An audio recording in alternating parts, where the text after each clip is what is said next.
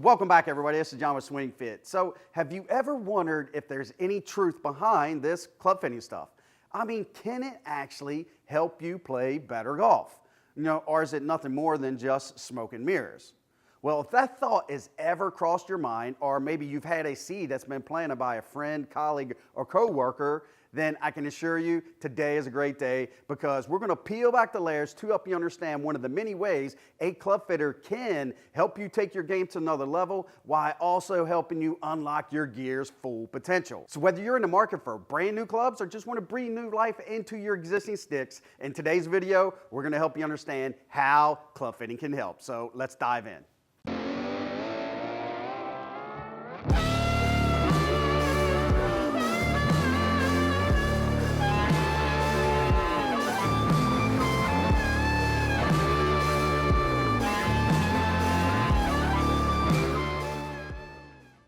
So before we dive into today's topic, I first off want to welcome any new viewers to the channel. So if it happens to be your first time, or if you're just passing through and want to learn a little bit more about the club fitting process, I can assure you, you are in the right place. And you're just one click away from gaining access to this weekly content. So consider hitting that subscribe button. Now, today's video doesn't really matter if you're brand new to the club fitting scene or if you've already been through the fitting process, because everybody wants to know, can club fitting actually help you play better golf? It's one of the most popular questions we often get asked. And a response you might hear could sound a little something like this.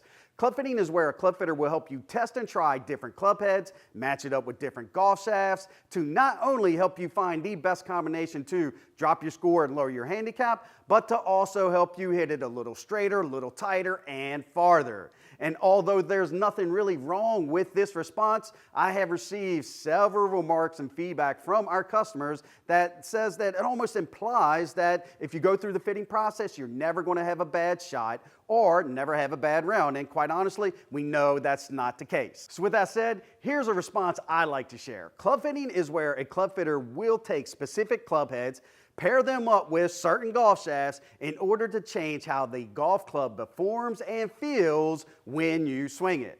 You see, the golf swing is really nothing more than a neurological response to the instrument that you're using, the golf club. And I know as a club fitter, if there's going to be any fighting chance with helping our customers take their game to another level, I have to be able to change how that golf club feels in their hands when they swing it. It's just that simple. And truth be told, we never really know how an individual will respond to the different combinations until we try them. And this is why it's so critical that a club fitter understands what we are affecting when we make these changes. And make no mistake, if I'm going to trigger that neurological response to change not only how the club feels, but how you swing it, I have to be able to alter the weight characteristics and the stiffness profile in order to do so. And this is exactly what happens with every little change a club fitter makes. Now, full transparency, in today's video, we're going to be focusing on the stiffness portion, and we're going to really just be looking at the roll of the golf shaft. So enough chit chat, let's take a look at the customer's baseline tracers just to see how his current gamer is performing for him now.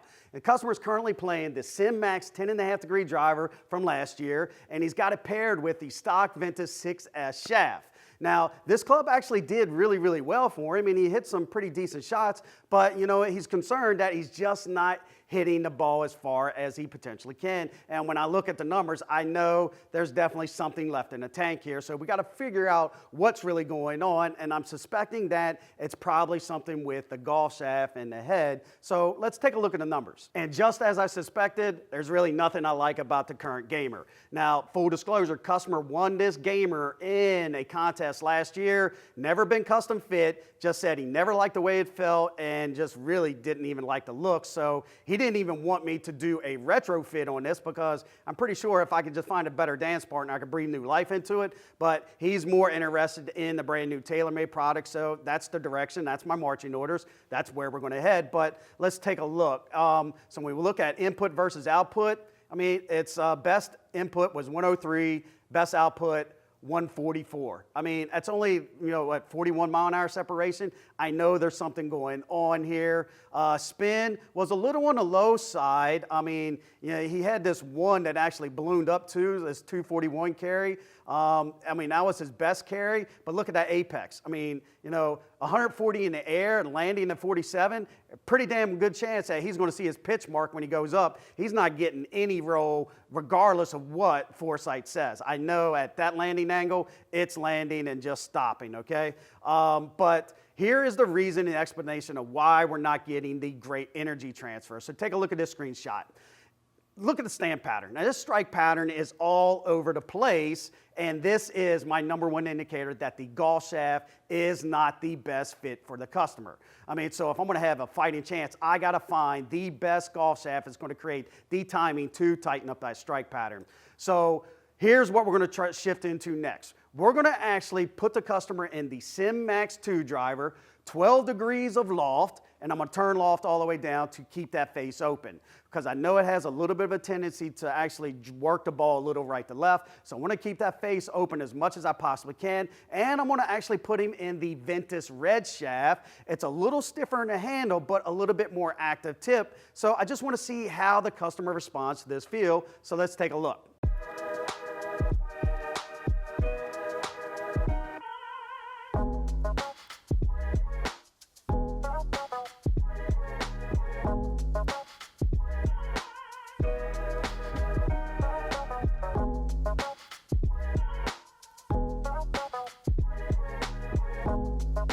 Now, we did try a couple other options in between the baseline and this one. We tried the Kurakagi shaft, wasn't a good fit. We tried the new AV Raw, also wasn't a good fit. And we did discover that the customer just needs a little bit more active tip. So the Ventus Red was definitely the shots that you just saw. So let's take a look at the compare tab. I mean, very, very similar. I mean, spin actually did get a little bit higher. So my theory of going higher loft, turning loft down to keep that face open, it did that job, but it still just presented a little excess spin. And that's going to be more along the lines of the CG characteristics of this design. But when you take a look at the stand pattern, it was a lot better, right? No longer are we all over the face. We just got to really still continue to move in a direction of tighten it up. So let's take a look at this set of tracers and what we're using in this one.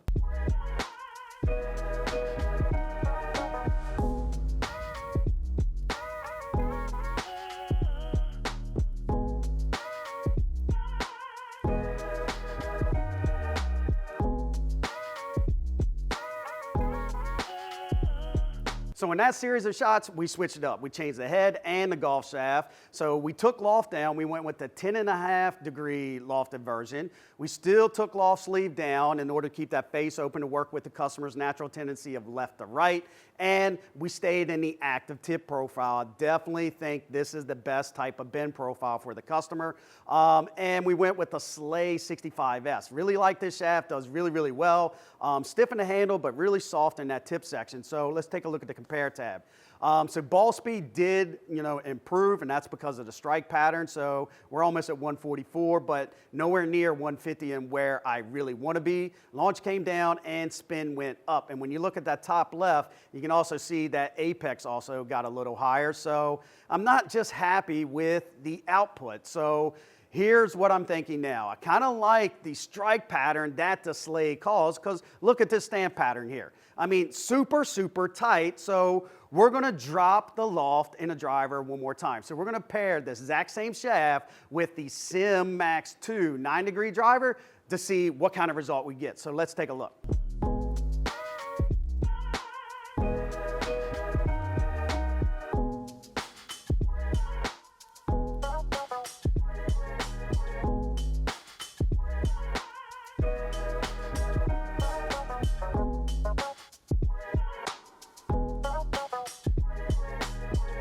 So just to recap, we kept the exact same shaft, we just went lower loft. So we're still trying to bring that spin window down. I still went down a one click on the loft sleeve to keep that face open just a touch, and it was completely different results. So let's take a look at the compare tab here.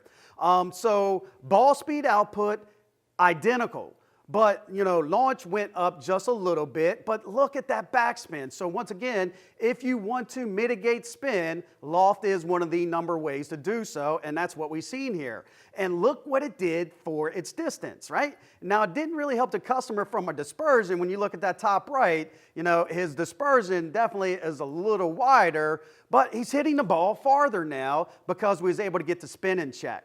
And then when we look at the stamp pattern here, I just don't think this is the best shaft for this head.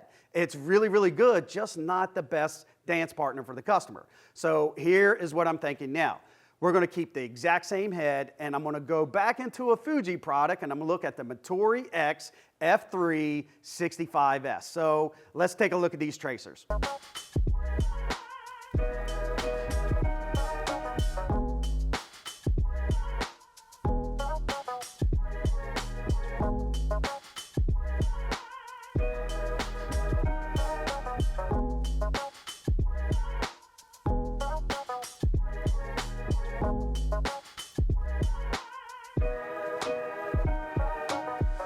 So guys, I know you've seen those tracers, and you even seen one that almost crossed the 300-yard mark. These are the very moments a club fitter lives for. Anytime we can change a customer's feel to produce a different outcome is definitely something that, I just smile ear to ear as well as our customers. So let's take a look at the compare tab to help you understand how we was able to do it. So when we're looking at the numbers, 143 output versus ball speed of 153. That's a 10-mile-an-hour spike. Now, let's look at the club data, right? When you look at the club data, that's 107, 4 mile an hour faster than what he had been swinging. Why? Because when I put this shaft in the customer's hands, he said it just felt so unbelievably different. It felt better. He just said, I can feel like I can go after it a little bit harder and control the club. And here's my explanation of why this shaft felt so different than the previous sleigh shaft. Is this shaft has a little higher torque rating, which makes it just feel a little softer, even though it's not. And this feel with the active tip was exactly what the customer needed. So let's go back. So when we continue looking at the numbers, launch came down, which I can live with, and backspin went up a little bit. Now, here's my explanation of the backspin piece is, we didn't actually take the loft sleeve down. We kept it at the standard setting, and that is going to impede the customer's ability to work the ball left to right. But I truly believe if I'm building a club for the art of the possible with this newfound speed, all we got to do now is kind of work on the customer's delivery to actually, turn that shot into more of a right to left. So we just got to change that starting direction to really hit these freaking awesome bombs that he now has the ability to do so. So let this be another little golden nugget, is that when we build, we're also building for a future swing, right?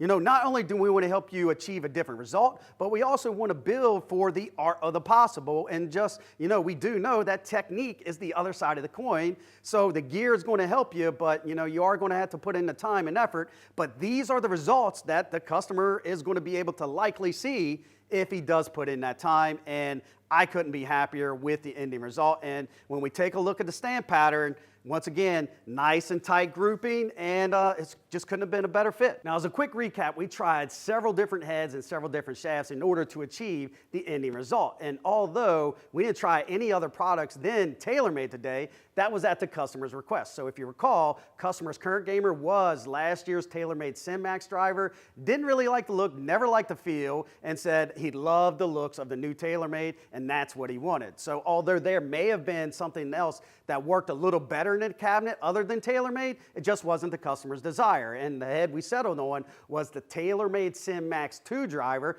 9-degree version, standard loft sleeve. Now, notice that, we didn't really play around with the adjustments there at the tail end of the fitting session because we were using our universal sleeve, right? So in the post-fit session, we'll clean that up by using the OEM sleeve and actually optimize the customer even that much better. But once again, we'll do that in the post-fit.